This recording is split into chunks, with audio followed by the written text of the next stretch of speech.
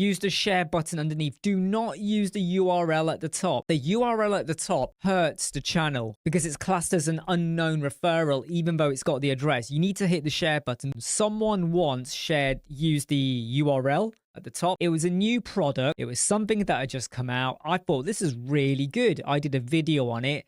They loved it. They stuck my video in the hero banner of their web page. Because they used the watch URL at the top of the video, right? The one in the address bar. I got hammered by YouTube because it's classed as an unknown view, which YouTube thinks are bots. So I got accused of employing bots to watch my video to increase my view rate. And I was like, no. It was this website. They got it wrong.